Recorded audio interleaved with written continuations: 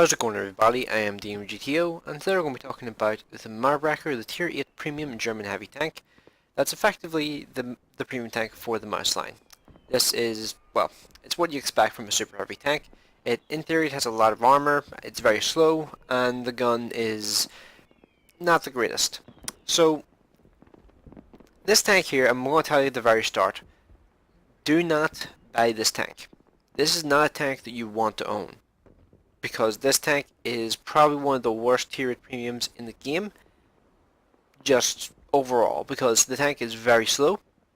The tank is even compromised in the one area it's supposed to be good at, and it has some of the dumbest weaknesses I have seen on a tank in a long time.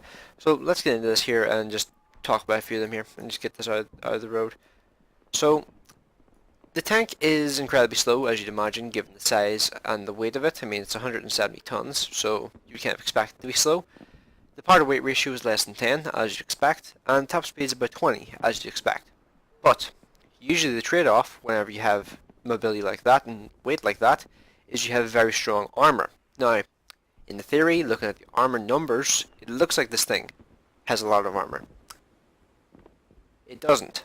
It actually has some of the worst weaknesses that I've come across on a tier 8 premium in a long time. It has, in fact, I'll just run through the 5 weaknesses that really plague this tank. The first one, it has this cupola on the top that's 150mm, which means tier 6s can penetrate this with no real problem, even when you're angling your turret. To try and improve the effectiveness of the front armor, you always have this weakness that you can't hide and you can't really do anything with. Next weakness. This turret, even though it says that's 230mm, it's not one just brick of all 230mm, like kind of like the Maus is. Like when it comes to the Maus, its front turret is all the same armor amount. It's 260mm from this point all the way down to the bottom. With this thing here, that is not the case. The 230mm of armor is only in the very center, so it's here, and the further you go up the turret, it decreases downwards as far as 120 up here, and it's the same with the bottom part of the turret. So it goes 230 and then it gradually decreases until you get to about 120 down here. So it effectively means that whenever somebody's above you, if they chose to, they could shoot down on here and potentially get penetrating shots. That's if for some reason they decide not to shoot the cupola, which would be an interesting choice. And it also means that if you're pointing the turret over the side of your tank and someone's below you, they can probably stick shots up through your turret face just from being below you, pretty much, because that negates the angle of the curve in the turret. Now, next weakness is the machine gun port. This is actually a rare weakness to see in water tanks these days, but on this tank, this is actually a weak point. It's 140mm thick, but it's about 150 effective armor, providing you don't hit the extreme angles. So, yeah, pretty much it's a weakness that even tier 6s can exploit, just like the cupola on the top. Next weakness is the lower front plate. This is about 200 to 210 effective armor whenever angled about this sort of angle. But the problem with this is in order to improve the effective armor on the lower front plate, you have to angle the tank at about this amount. And you feel pretty comfortable doing that because the armor on this tank looks amazing. Like 130mm of side armor, that's the best side armor you can get on a tier 8 premium. But, and this is a big but, if someone can see your inner tracks, if they just shoot right here, at this angle, that's 130 effective armor. So a tier 6, like a Cromwell as an example. A Cromwell, if you've already got damaged tracks, and they're able to get a couple shots into them and stop you, they're able to sit at an angle where you would probably not be able to point your gun at them. So, as an example, say if there's like a building over here somewhere, and a Cromwell just rolls around the corner a little bit from like just outside of your like gun's line of fire, they can just continue popping shots here while you can't get shots in return to them. And there's nothing you can do to stop it because the armor behind that is too weak to do anything to stop that shot. And it's even worse when you think about tanks like the KV-85. There's no way in hell those tanks are ever going to be able to penetrate that weakness. And hell, the KV-85 could penetrate this weakness, and it could also penetrate this weakness. This is a tier 8. And it has to fear tier 6s. Some people are going to say that that's a good thing. Like, weaknesses are a good thing to have on heavy tanks. And I agree. I think the game was at its peak when when heavy tanks had weak points. But even in matchmaking like this, an SU-130 PM or an SU-101, hell, even the E-25s, especially the E-25s, those things can just absolutely obliterate me. Yes, I can two-shot an E-25 if I get high enough rolls, but the E-25, I'm not going to be able to point my gun at them if I let them get close enough to me.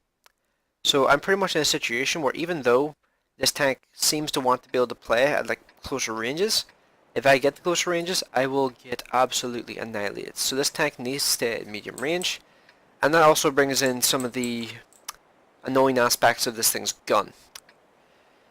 The aiming time is a lot longer than you'd expect for a tank as slow as this, and also the alpha damage. 440 is okay, but whenever you consider tanks like the Defender and tanks like the 50 prototype have the same alpha damage, and they're on substantially more mobile vehicles, the 440 alpha damage doesn't feel that impressive in this tank. It feels kind of underwhelming because you don't get to fire your gun that often in comparison to those other vehicles. So yeah, so I think next thing to talk about here is just talk about how I would change this thing to make it more effective. Now, I'm going to be honest with you right now, I like weaknesses on heavy tanks. I would personally like to see like weaknesses on all heavy tanks, especially things like Type 4, or well, Type 4 Heavy already has weaknesses that can be exploited by tier 8s. I would like to see most heavy tanks in the game have weaknesses that can be easily exploited. Type 5 Heavy doesn't have enough weaknesses in my opinion. That's just one example. So yeah, I like weaknesses, so what I would do if I was changing this tank myself, I would make the cupola on the top 200mm, that way tier 7s, some tier 7s could still exploit that weakness. Tier 8s especially would be able to easily exploit that weakness. And when it comes to the driver, or not driver side, sorry, it's just a habit. When it comes to the machine gun port, I would leave that the same as it is.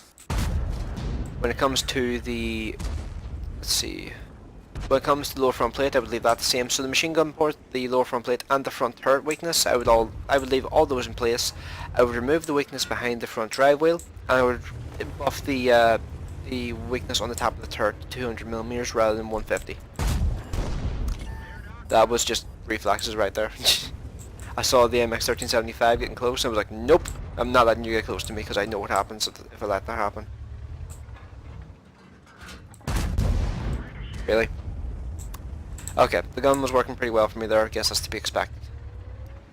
And if this guy is using the HE gun, and he is, you can see that even though this tank has super heavy spall liner on it at the moment, it still takes a pretty significant amount of damage whenever it gets hit with HE rounds. Like that was 230 damage. Now you might think that's not particularly much, but I've come across OHOs that use the same gun as that have done 400 damage with the same equipment setup that I have right now.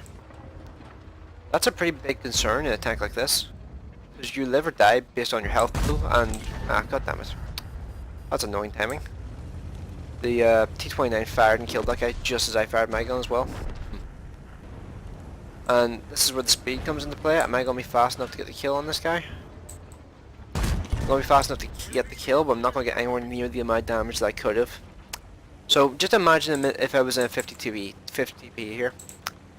The 50 TP is nearly double the speed of this tank.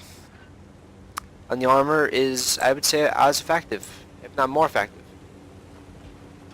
This is just what happens in this tank. Even when you're top tier, this is like the best possible matchmaking. Unless the enemy team is going to push towards you, this is all you really get to do, and you're even compromised in the areas where you're supposed to be strong, which is probably like the main problem I have with this tank. Like, it's compromised even when it's in a fight where it should have the advantage, it's still compromised. It's really annoying, and I've realized that there's no real point in me heading down towards tank destroyer spots because I suspect they're probably going to be heading towards our base soon. So there's absolutely no point in me heading down there. But you can just see how more mobile tanks are just able to get around the map and get damage so much more efficiently than I can. This is what you have to deal with when you're driving this tank. I got this tank because I like a challenge, but if you're looking at a good tier 8 premium that's fun to drive, look somewhere else. That's 100% what I'm just trying to get across to you here. This is what you have to deal with if you're driving this tank. At least I got to kill the E25. I hate those things, so it's always fun to kill them. Up, and there's an SU-101. That Scorpion should fall back because he will get absolutely creamed by an SU-101. Do I even have the pen to get through his low front plate? Never mind, I think I went through his upper front plate. That's interesting. So I'm on 2100 damage, and I'm getting pretty lucky in this game so far with how long it has run on for. Do I have the speed to go? Yeah, I should have the speed to go down here. Because I'm wondering where this SU-101 is going to go to. And the fact that he's not in the cap circle is kind of worrying. But the Hummel will at least let me know if he tries to come around behind me. Well, at least you should let me know. No, never mind. The OI will spot him if he tries to come around behind me. So, let's continue pushing towards our base. Wherever the SU-101 has gone. He clearly doesn't want to cap. I'd be surprised if he was still over here. And yeah, he's not.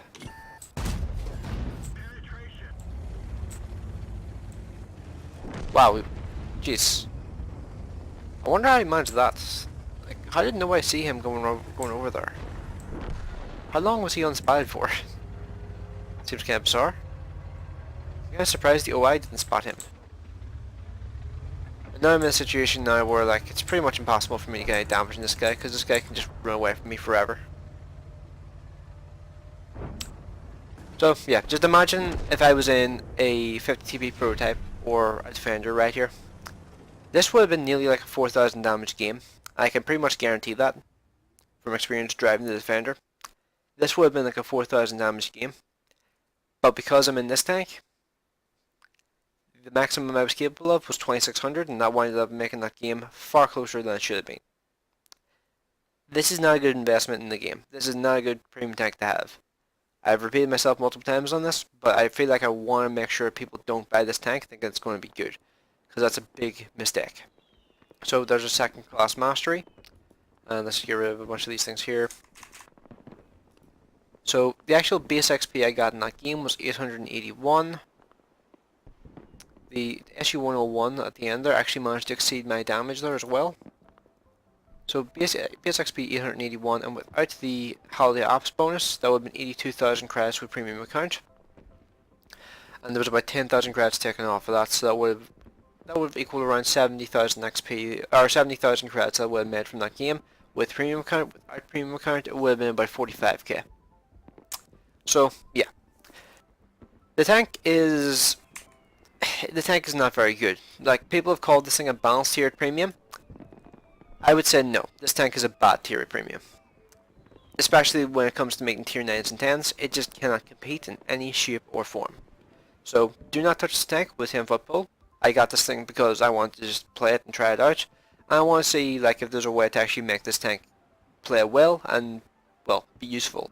But I'm well aware of the weaknesses, and I'm pretty sure most people are probably aware of like the weaknesses a tank like this has. And especially with things like the IS-3A around now, which have a 3-shot, like 1170 potential damage output inside of, I think it's like 6 seconds.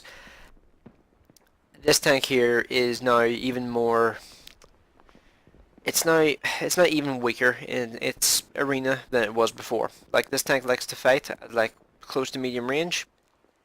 Fighting at close to medium range nowadays versus like an IS-3A. If you do that, you're going to lose because you won't be able to hit their weak points. And if they get the Soviet side hug you, you're going to die very, very quickly, and there's not really much you can do to stop it. So, yeah. So, let me know what you guys think of this video in the comment section below. Hopefully it was actually enjoyable to watch. This was just more of a video where I'm just talking about the tank and just giving you a clear representation of what you're going to be in for if you do play this tank. Like, even if the gun is okay, the rest of the tank is so compromised in all of those different areas that I mentioned that you really can't make use of the gun. Even like, the gun's not even that great in my opinion, but yeah, the tank is just way too compromised to be effective. So yeah, hope you enjoyed the video. I will see you in the next one.